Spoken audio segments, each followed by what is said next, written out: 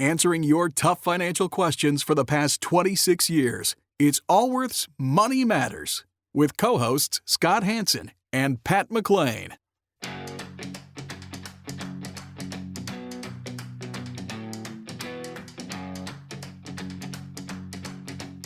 Would you like an opinion on a financial matter you're dealing with? Whether it's about retirement, investments, taxes, or 401ks, Scott Hansen and Pat McClain would like to help you by answering your call. To join Allworth's Money Matters, call now at 833-99-WORTH. That's 833-99-WORTH. Welcome to Allworth's Money Matters. I'm Scott Hansen. I'm Pat McClain. Glad you are with us today as we talk about financial matters. Both myself and my co-host here, Pat, we're both financial advisors, certified financial planner, chartered financial consultant. We spend our weekdays with people like yourself and come here on the weekends to be your financial advisors on the air.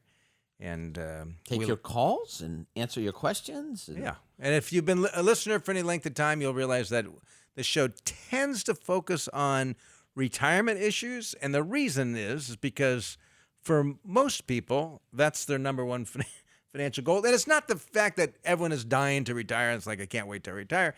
It's just that it's important to get to a position where you have financial independence, where work is an option and not an obligation. And the reality is, studies have shown that roughly 1 out of 2 of us are going to retire before we had planned. Prior till the planned retirement date? Yes. Whatever that date is. And as practicing financial advisors for almost 30 years, we have seen firsthand enough situations where people come in and say, I was planning on this, then my employer moved, then they told me they no longer needed me, then they had a health issue that we actually wrote a guide, the Emergency Guide to Retirement, for people that have to plan their retirement much sooner than they thought. Yeah. I think it's called the Emergency Guide to Retirement. It's on our website, allworthfinancial.com. But my point is, this program is really designed to help people get in that position. So if that happens to them, they're in good shape. And like many Americans, if they are planning on some sort of retirement, they can retire. Retirement, speaking from a philosophical standpoint, the idea of retirement is relatively new in humankind. It is less. So is old age. That's a good point too. If you go back long enough. Yeah, but like we used to kill each other. We'd be lucky if we made it to age 20. My great grandfather, right? My great grandfather, his retirement was to live with my grandfather. That's what would happen is when you got too old to support yourself, you would move in with relatives. That's right. In the big Irish family, they wouldn't know one more person around anyway. No one. Boil another potato. That's what we always say. Boil another potato. In any case. That's us. Holy smokes! Huh? It's okay. I think it's okay to make racial statements against a middle-aged white man. The good thing that this show all that white privilege, you didn't even see it. Good thing this show doesn't air in Boston. You'd get your butt kicked. Okay. Where are we going with this? We take calls. Retirement. You give out our phone number. Retirement. It is a relatively new construct. Yes. And boomers today are facing retirement much different than the generation before them. Roughly 2/3 of baby boomers say they want to continue some sort of work in retirement.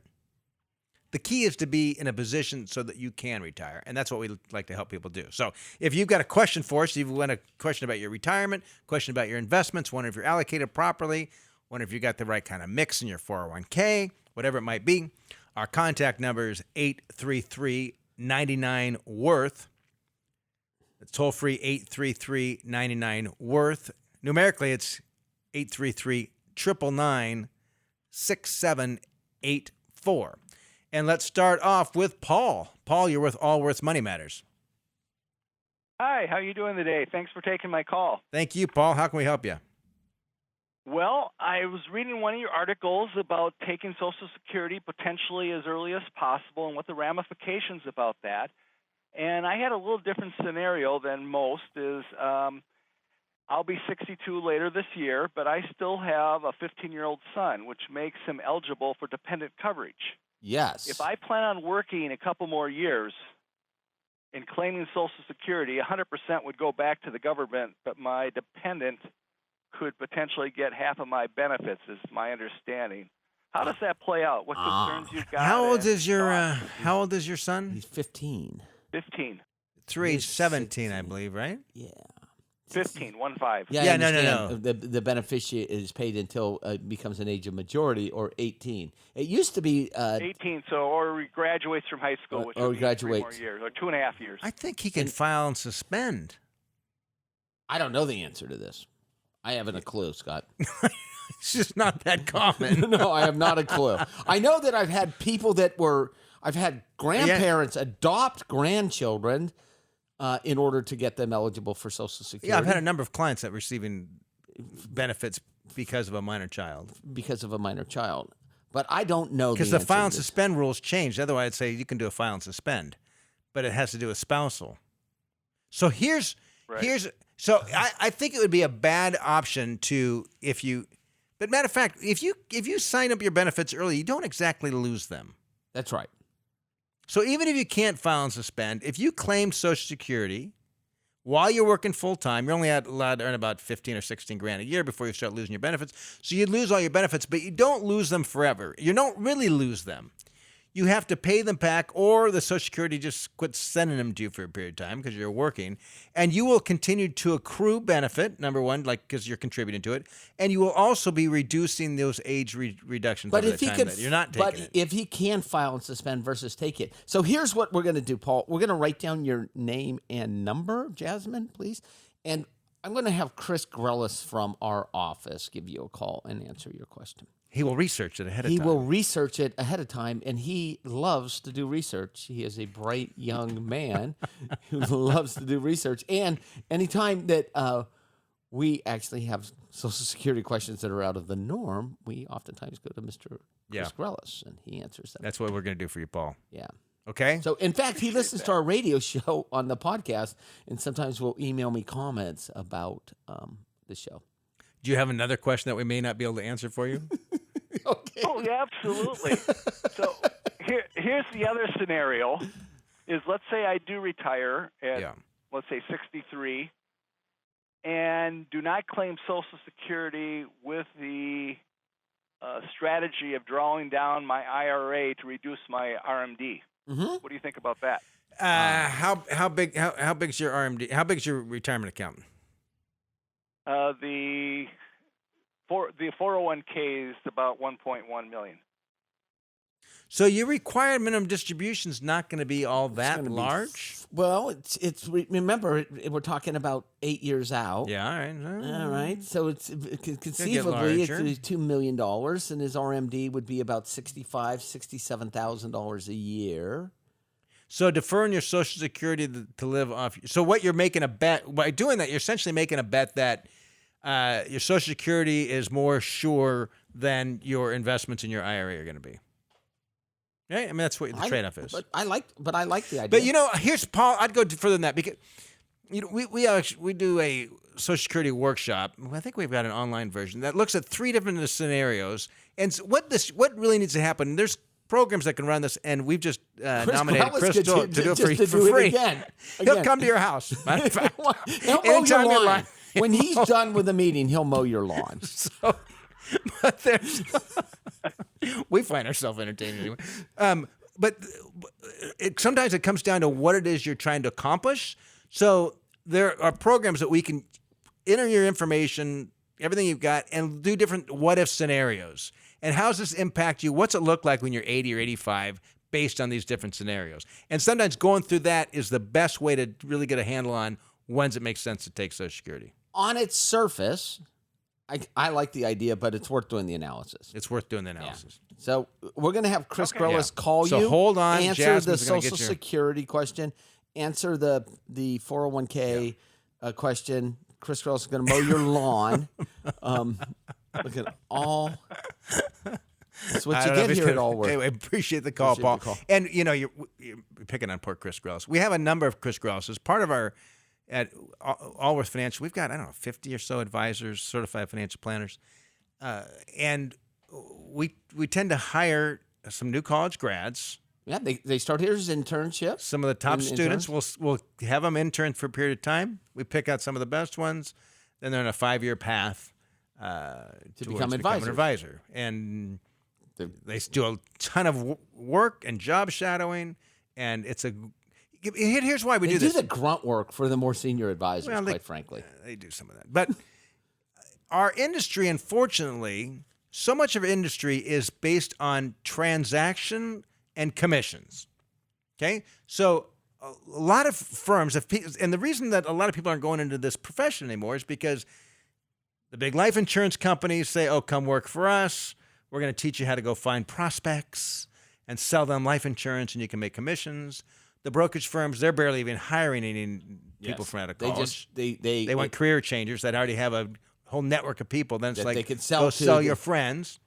And so it's a challenge for a lot of people to start in the industry. And frankly, we've been doing this program for a number of years. The reason we like it is a couple of reasons. One, it's a great way for us to train up advisors, kind of in the Allworth way, like Hanson McLean, which our name was for years. We changed our name. Same company, by the way. No, we're yeah, still we're still co-CEOs, all that stuff. Same local Still here. company. Same local company. That's not changing. We upgraded our name, we might want to say, because we're in multiple cities now. But it's not only a great way to train these up, but it's also a great way to bring people in the industry without having to be salespeople. Because most people in this field of financial advice started out as salespeople, financial salespeople. Including us. Including us. That's how you did it back 30 there years ago. wasn't- That's There it. wasn't a firm like Allworth who said, we're going to pay you. We're going to pay you a salary to do it. Yeah. Yeah, you started, working. So although we pick on Chris Grells, we have a number of Chris Grellses, Yes. and every year we have more Chris Grellses. They're not as bright or charming or as good looking as the real Chris Grells, I might add. Yes. Actually, they might be listening. Chris is Everyone. kind of right. We love everyone. We love them. They are all Every one of you. bright, Great. charming. Yes. Yes. They all right. do care. We get- They are caring people. Otherwise, they wouldn't be working. Yes. So, all right. If you They want to get the join a point. program, they get the point. Move on. 833-99-WORTH is our contact number. Again, toll free. It's 833-99-WORTH. We are talking with Nora. Nora, you're with Allworth's Money Matters. Hi, thanks for taking my call. Hi, Nora. Hi. I have a question about Medicare and supplemental insurance and trying to decide if it's worth the investment. My husband's decided to retire all of a sudden, and he's a state employee. I mean, all of a sudden. What happened? Like, okay, sure. What happened at work? Yeah, what happened when I you mean, say this is all not of a sudden? atypical, by the way. Yeah, all of a sudden he had a change in responsibilities or a new manager or what happened? Or a friend of his had a heart attack. No, he's tired. He's worked hard. He's tired. His hands hurt. His knees hurt. He's just tired. Got it. Okay. And he deserves it. It's time. We've been sort of loosely talking about it, but you kind of plan on these things instead of, hey, a few months from now. Oh, good for you. And Good for it's him. all good.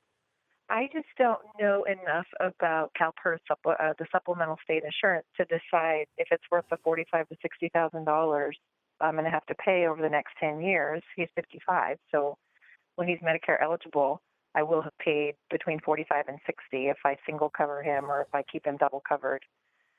And that's a lot of money. And so what is it Are gonna you get working, me, really? Nora? I am forever. Okay. My husband can retire.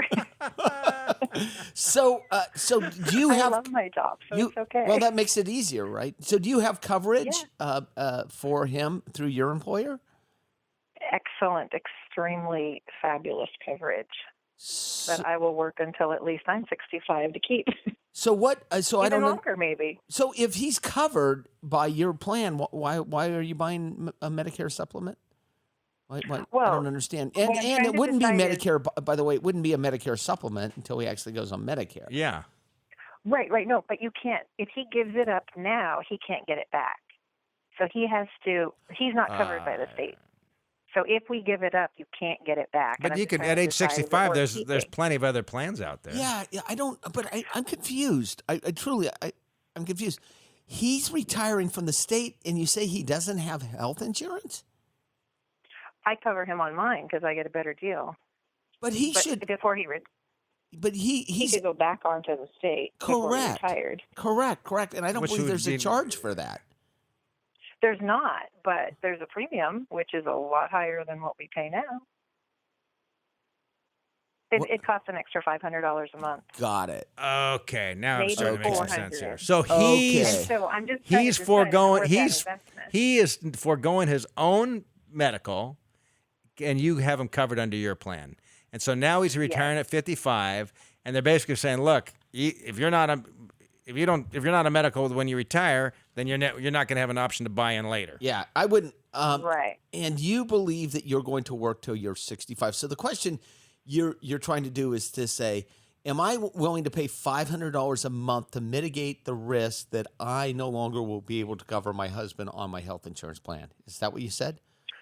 Right. And more specifically, once I'm 65 and we're both Medicare eligible, we're going to get Medicare plus probably a supplemental. Yeah. Yeah, you can But buy those that are everywhere. relatively, That's relatively inexpensive, and you can buy it everywhere in the secondary market. You don't have to employer What would- plan for that.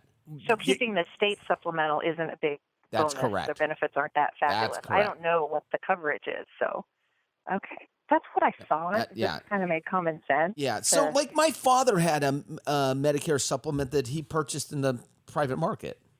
My father does too. right. It was 200 and It's nothing. it My was dad, my 230 father has Kaiser. He loves it. It was like $200 a month or something like that. It wasn't a lot of Well, money. I talked to a couple at a wedding the other day that said, "Oh, hers is way better because it's CalPERS, it's state supplemental. You know, she pays nothing on copays. Mine's just a regular old." Yeah, but you're talking about paying Medicare 50. supplemental. You're talking about paying 45 grand over the next 10 years. For that benefit. Right. Right. That's a lot of money. And That may or may I'm not glad come. to Who hear knows you what it's say gonna? that. Who knows what's gonna look like 10 years now? One thing you might want to Exactly. consider is the risk. The risk here, Nora, is he retires, foregoes his medical. He's on your plan. You become disabled. Something happens to you. Yeah, you die. Right, and Could now happen. now he's. I mean, that's the risk. So Right. if you're, so that's a risk you're taking on, and I would say you need to consider how to mitigate that risk. The death is almost easier because you can buy some life insurance, and then I'd really look at what kind of disability you've got through work. What happens if you become totally disabled? Does your employer offer a disability plan where you can maintain your medical? Yes. That's fair enough. I mean, It those are does. real risks. Yeah, Yeah. that's a good one to. I'll look Right. into that. I don't And- know what the coverage is. I'd look into all that. And spend some time on what joint I'm and just survivor thinking, what joint and survivor pension you're going to take when your husband retires. Oh, I've already studied and looked at that. I've made my choice. Okay, so you probably took the 70/70 or right? Yeah, the beneficiary with coverage, but yet if I pass first, he gets the full amount. Yeah, it pops up. Whatever plan, I think it's Plan C. Yeah, correct, right. I So look it's at all his choices. Yes. You know, this is an interesting dilemma here. on this Medicare thing. I thought we moved past No, that. I'm back on it because I always try. You know, anytime I'm faced with a financial situation, I always try to And either that's put. Scott.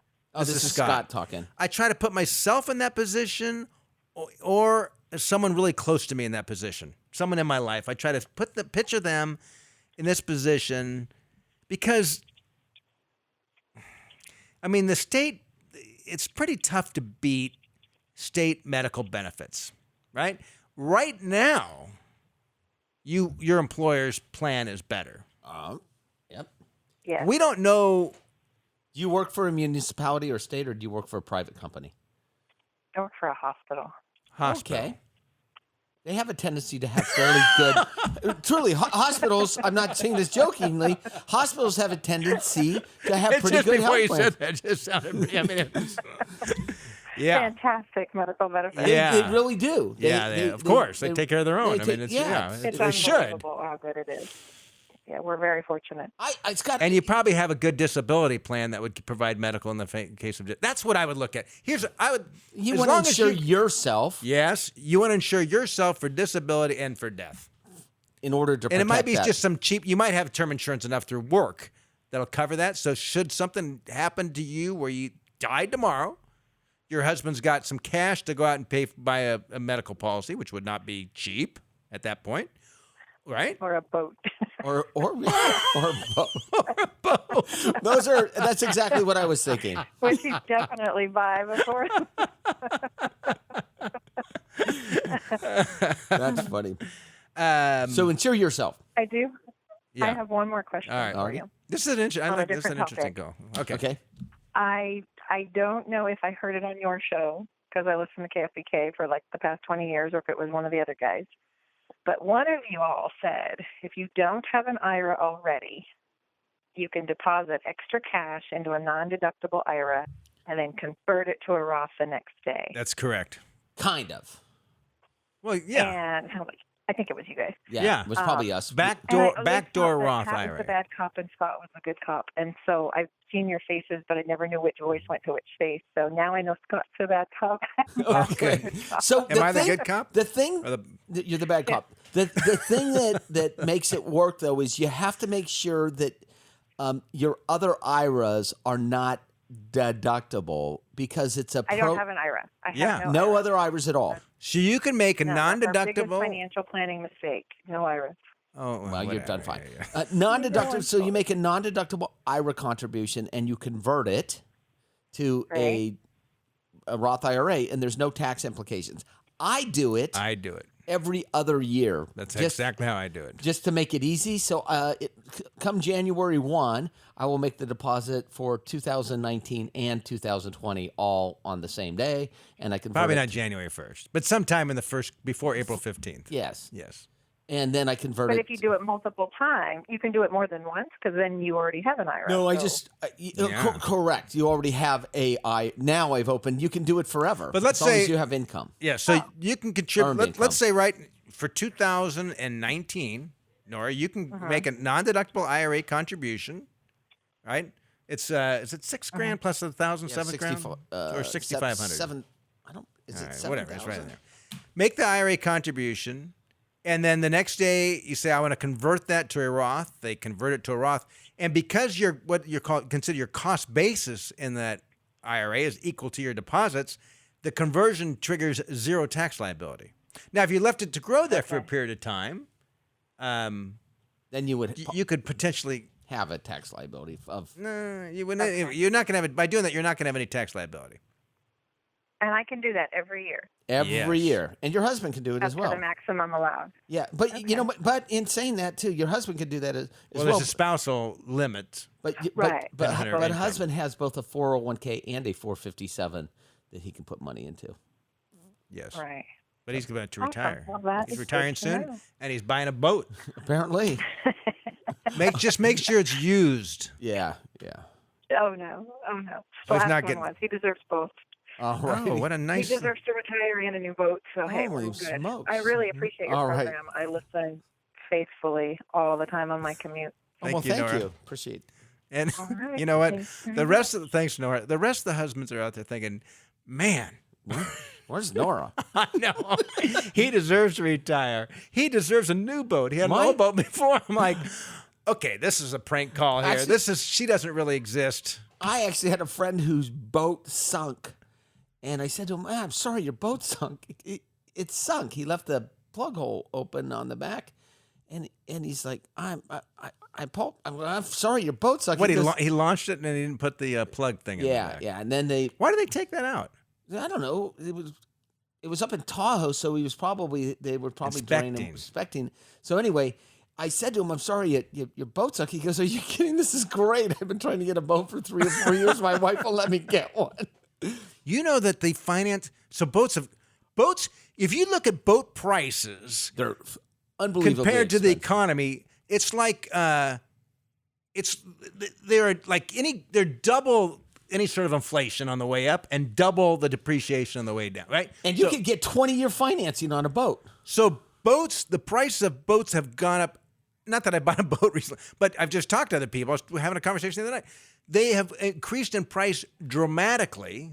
And during the last recession 12 years ago, you can get them for next to nothing the price can swing wildly, but they do financing 20, 25 years. I have a friend that owns a boat dealership, and he was telling me, I said, people will get 25-year financing on a boat? Oh, he said, oh, it's common. you probably shouldn't buy a boat. I hope none of his clients are listening. You probably shouldn't buy a boat if you have to get 20-year financing on it. You probably shouldn't buy a boat if you have to get financing on it at all. It is a luxury. It is a big luxury. It is a very large luxury. And I think the reason Pat says that is we have been doing this almost 30 years. We've seen a lot of people at a later stage in life that have to have a dramatic change in their quality of living because they don't have the money saved. Because of decisions like financing a boat. So if you're financing a boat, just realize you probably will not have a boat when you're 65. Yes. And you might say, well, I'm not wakeboarding in there. But it's other a standard things, of living. Yes. So, all right, we're going to take a quick break. Our contact number, if you'd like to call us, toll free, it's 833-99-WORTH. You're listening to Allworth's Money Matters with Scott Hansen and Pat McClain. We'll be right back.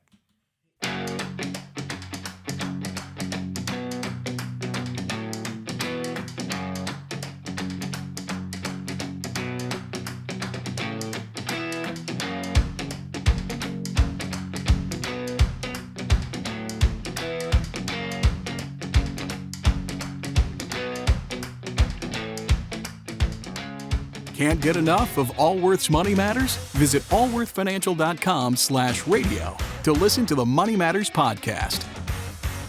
Do you have a financial question that needs answering?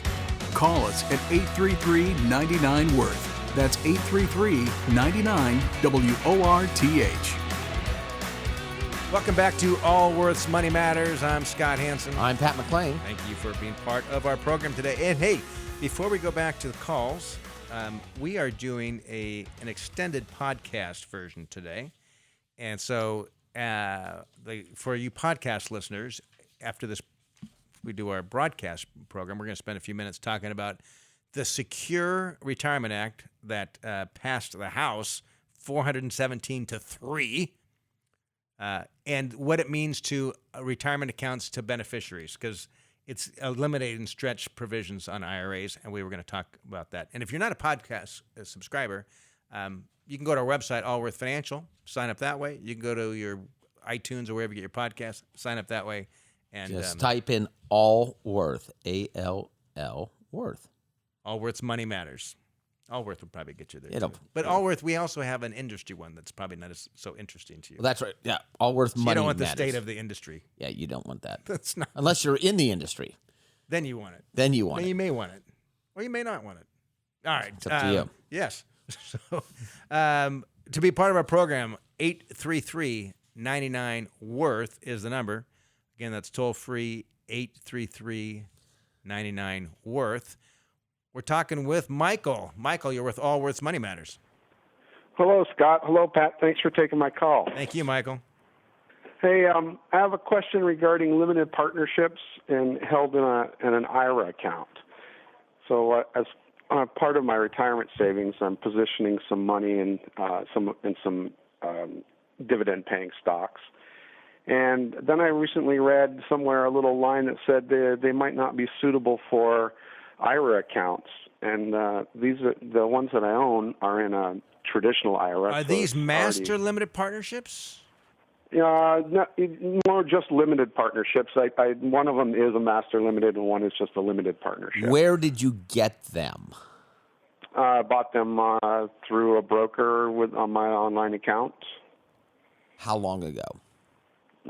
About a month ago, month and a half. And how much money is in these? Not that much. $4,000 to $6,000 each per holding. Okay, so what was your question for us? Well, is there an issue with these being held in a tax deferred IRA? There is there is with the master limited partnerships. Yes. Okay. Not with limited, because the MLP master limited partnerships have a very interesting tax structure to them, where there's pass through taxation. It's just different, and there's something that's called unrelated business taxable income, Which means that you actually have to pay taxes on parts of the portfolio that you may have to pay taxes on parts of the portfolio, even though it's inside of an IRA. And we had this years ago. This is about 7 or 8 years ago. There was a master limited partnership that had huge tax ramifications because they sold off one of their divisions in the organization, and that was unrelated business income tax. I see. So, but this doesn't hold true for limited partnerships. Correct. Limited partnerships are totally different. So, Right. So the but tax liability I guess a bigger is immediate. question. Why are you buying Yeah. traded limited partnerships? Why am I buying? Excuse me. Why are you buying Limited traded? partnerships. Well, what it is I have a 70-30, 70% stocks, 30% fixed income portfolio. I'm kind of on the cusp of retirement, and I'm positioning some of the stock. Most of my stocks are in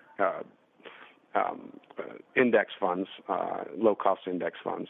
But I have about $120,000 in stocks that I hold that I buy independently, and then I have about $100,000 in CDs that I hold in that account. Okay. All in IRAs? Yeah, in IRAs, yes, within the IRAs. Okay. And so I was just looking to position some of the portfolio to yield more income as we hit retirement, and hopefully some capital appreciation as well.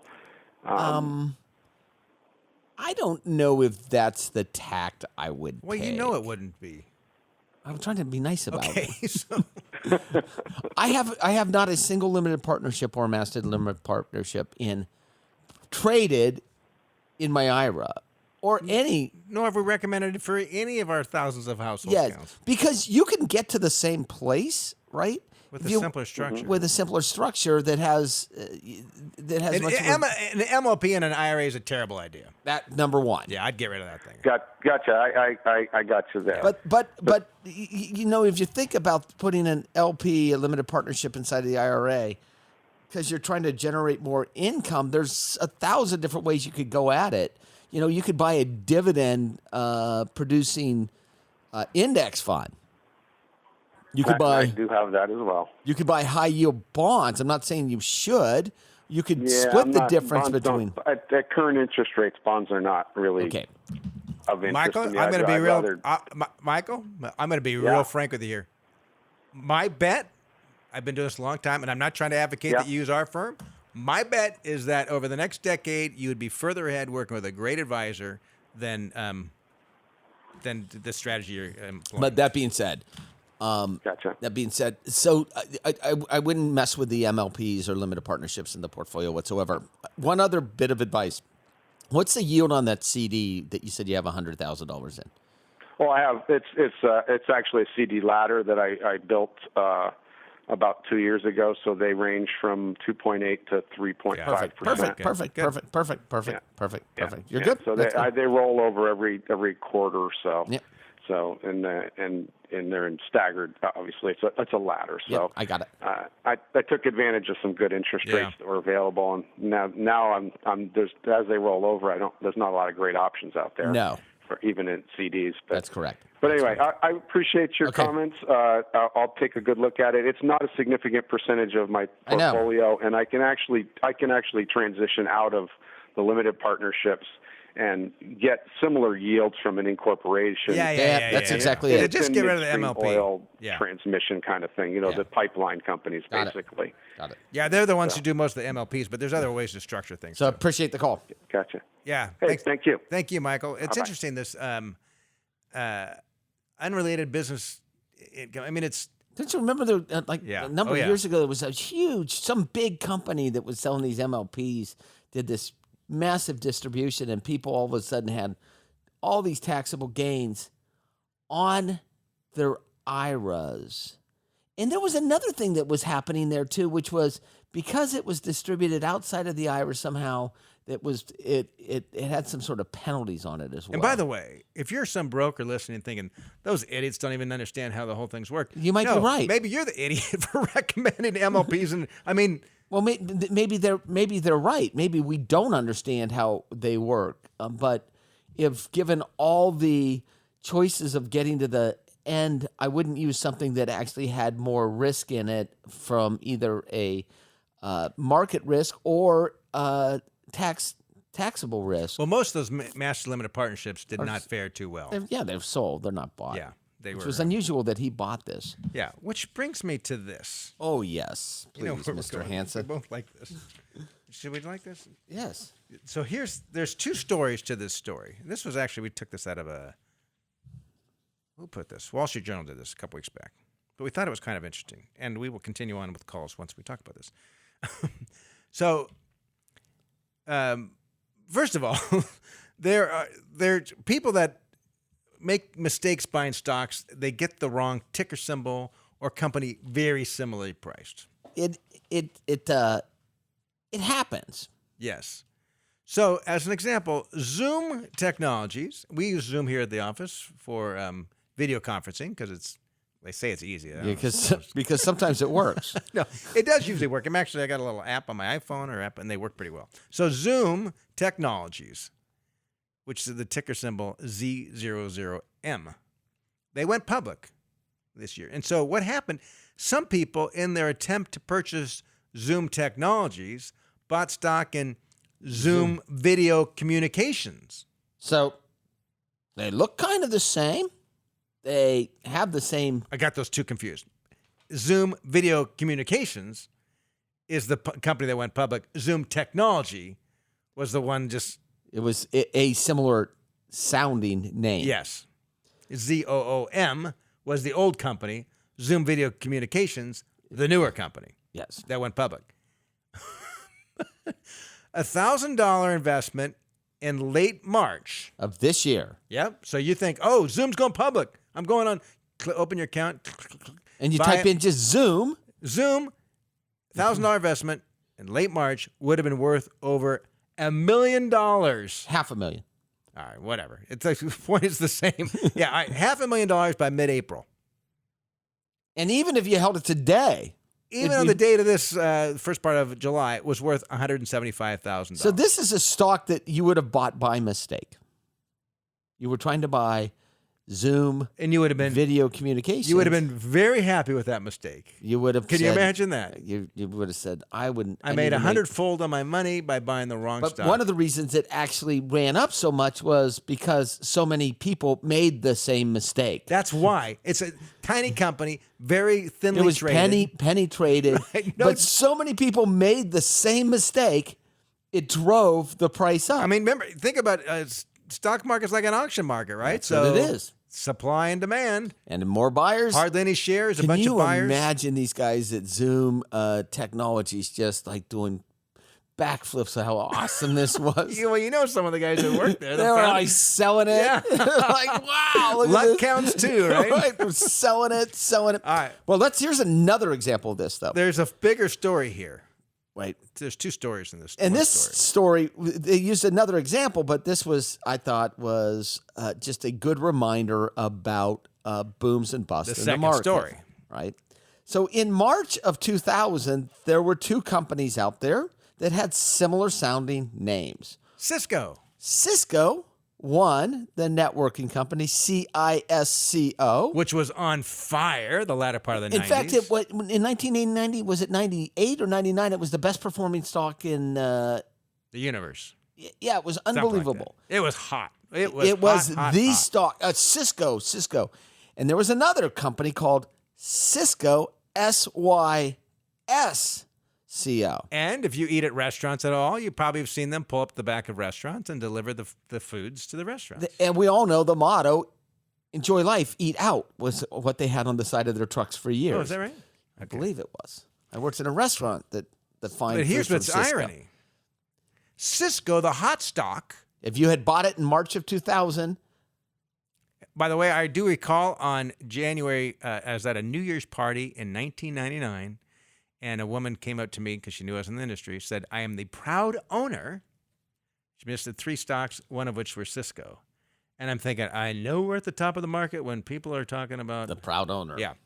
So the Cisco, the networking company, the telecom company, the company most of us have heard of, had you owned that stock...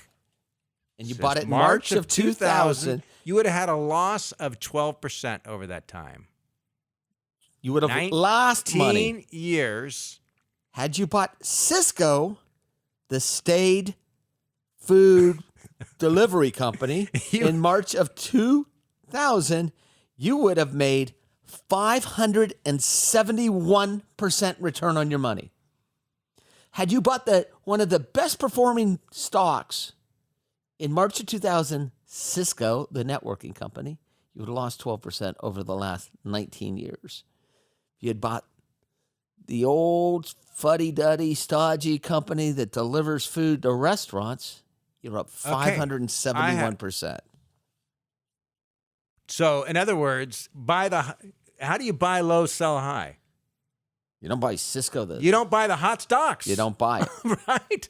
So I recall around this time, my wife and I, when we were engaged, we went to this engaged couples class, married class of some sort, like 5 or 6 weeks through a church. They would volunteer to do this. And it was about this time, this couple asked if I would come speak on budgeting or something like that to these other engaged couples. It was this time. And he said, yeah, Scott, I work for Cisco. Unfortunately, not the telecom network company. I work for the food company. Because had I worked for the other company, things would have been much different for me. I recall that conversation at the time because I just remember thinking how things are so cyclical. Yeah. And here we are, 19 years later.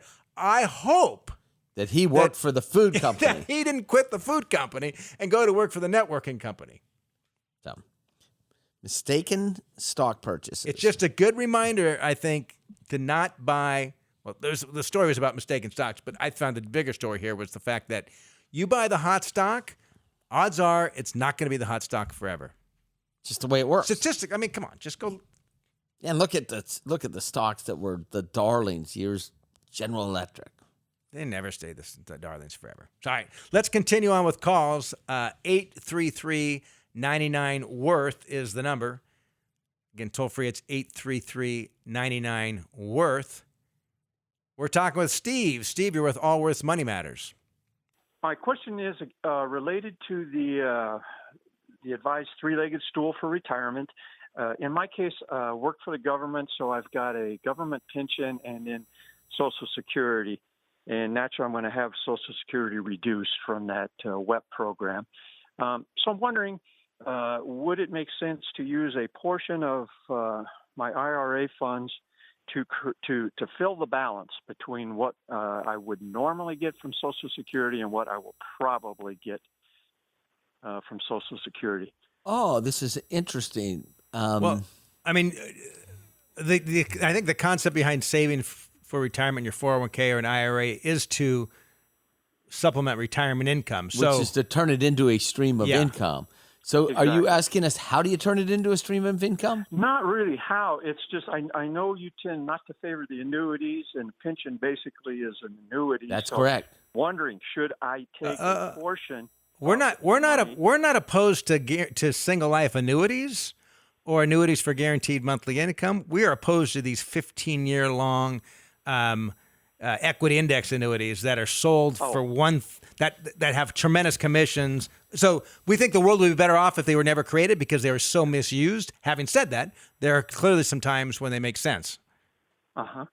Okay. So if your question is, does it make sense to purchase a single life annuity or a joint and survivor life for you and a spouse? Is that the question? Yes. Okay. So let's look at this. What is and in saying all this, I want you to go to our website, allworthfinancial.com, and anything that says 7 personal decision points, download it, read it, watch it, listen to it. Because it is the retirement planning process that you're going through.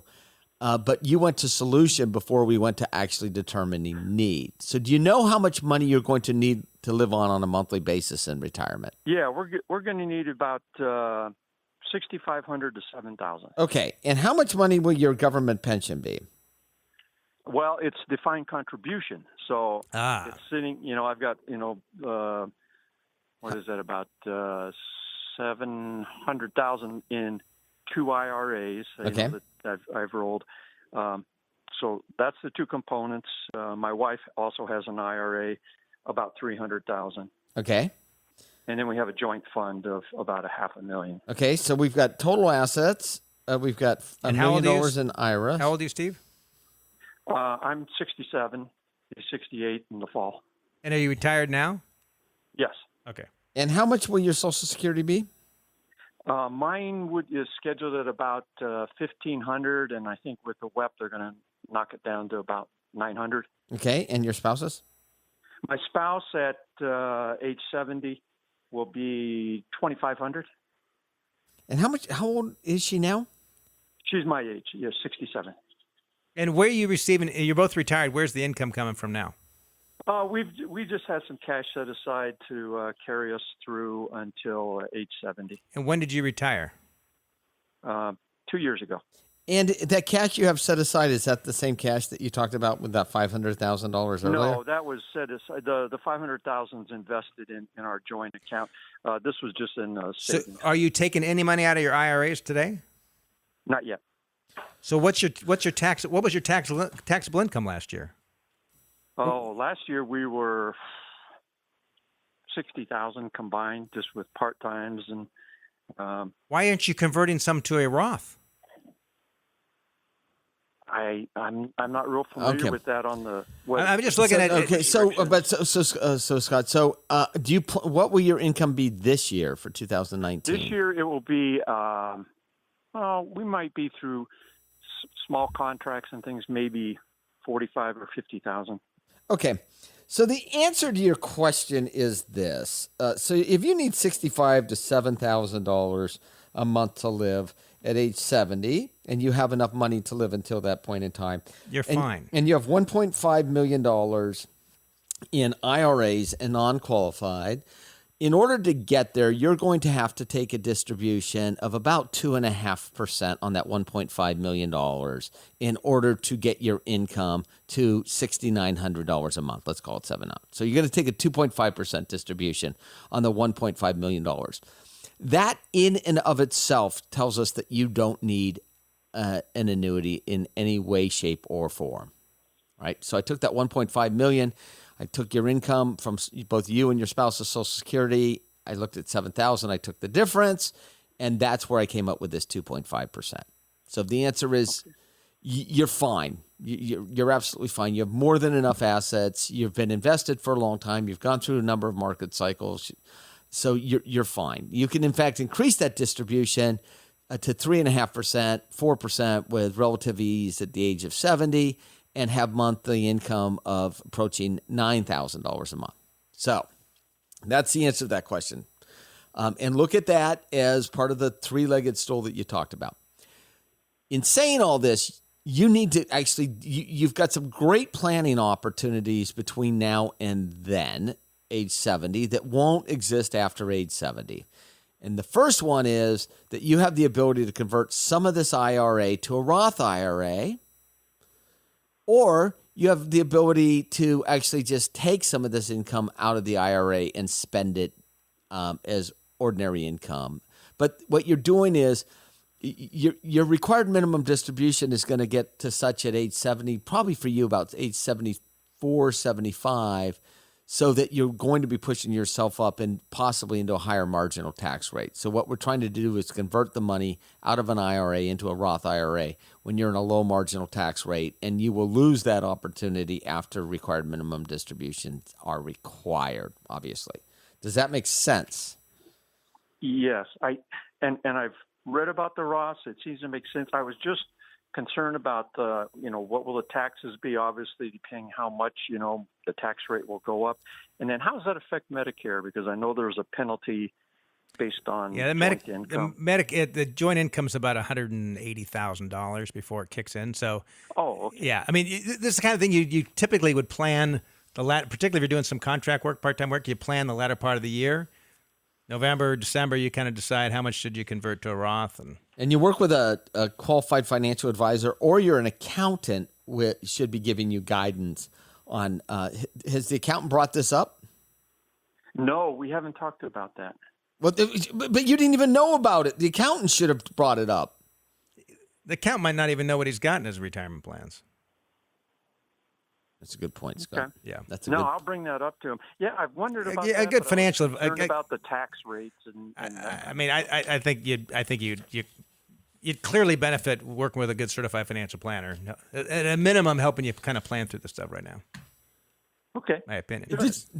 Quick question before we go. Did someone recommend an annuity to you, or was that of your own?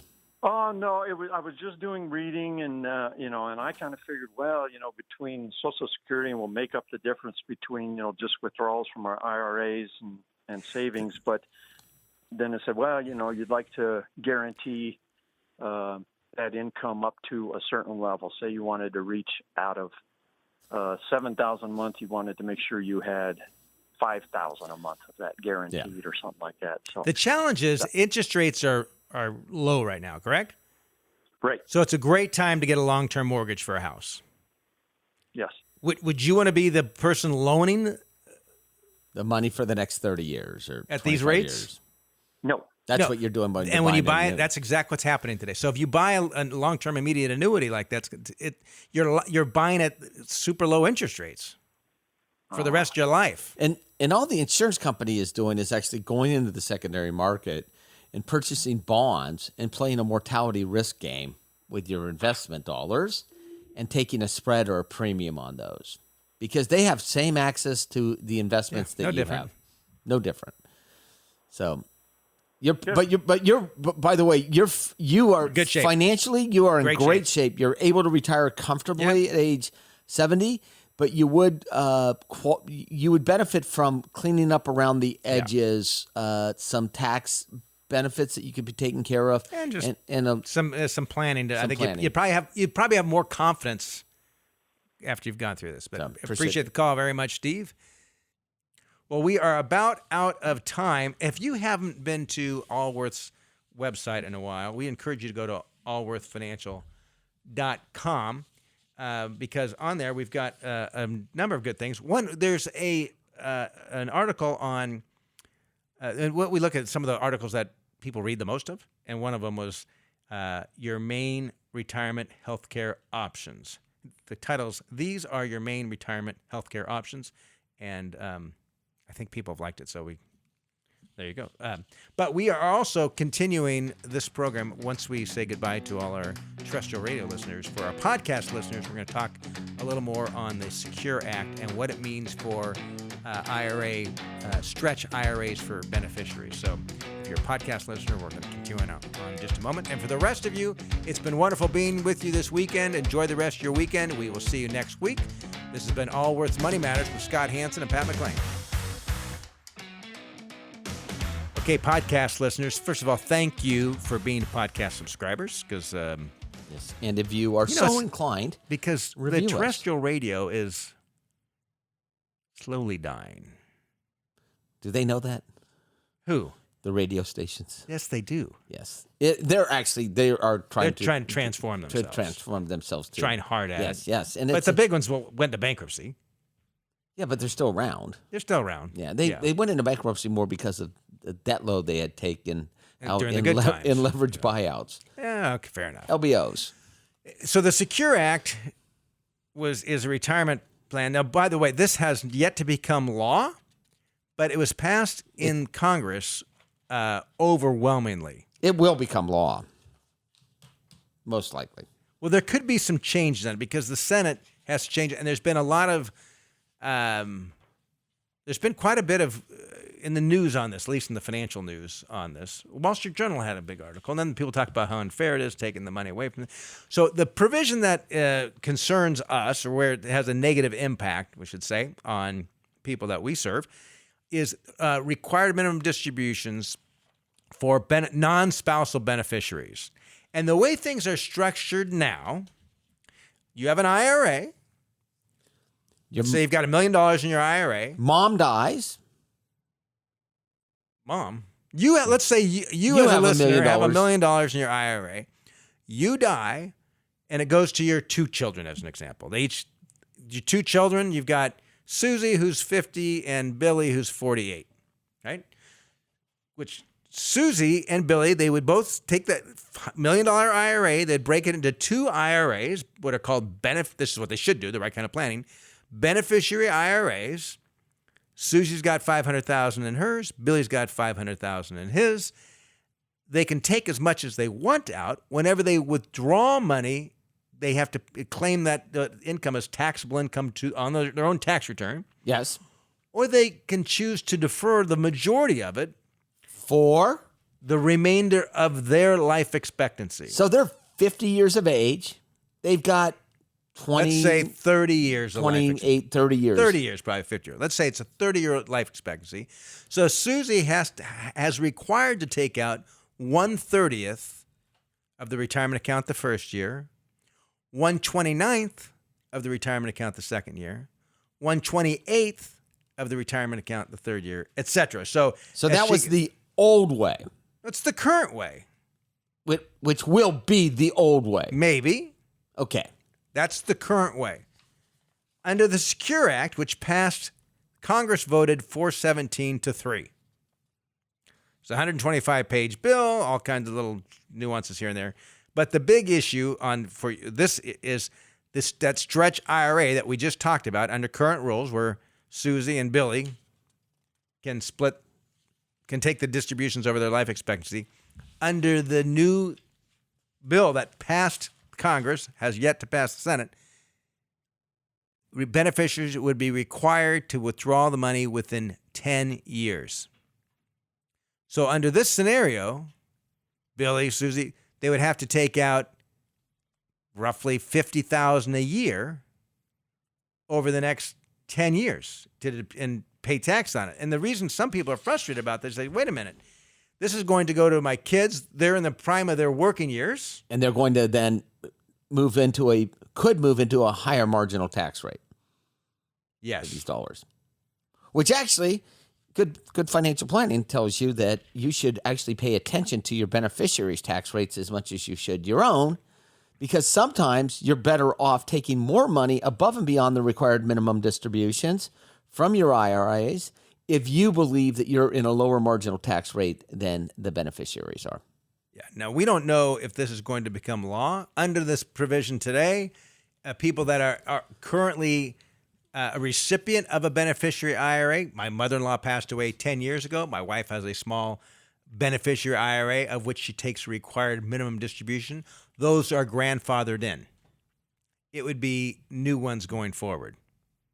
When this becomes law. Yeah. So again, it still needs to pass the Senate. We'll see what happens. And of course, we will update you as that comes. But just keep this in mind. And if it does become law and you have any significant assets in your retirement account, probably time to revisit your estate plan. And look see. I mean, if you're going to give anything to charity, these might be the best dollars to give to charity, or some portion thereof. And especially at death. Yeah. So, and thank you for being a podcast subscriber. And if you have yet to give us a review, we would encourage you to give us a review. You can go on to iTunes, just search Allworth's Money Matters. You'll find us right there. Hit a review, type something in. And if you don't know how to do it, go to allworthfinancial.com and click on our podcast link there. Or you'll figure it out. Yeah, and we'll show you how to do it there too. So thanks again, and glad you are an Allworth subscriber. This program has been brought to you by Allworth Financial, a registered investment advisory firm. Any ideas presented during this program are not intended to provide specific financial advice. You should consult your own financial advisor, tax consultant, or estate planning attorney to conduct your own due diligence.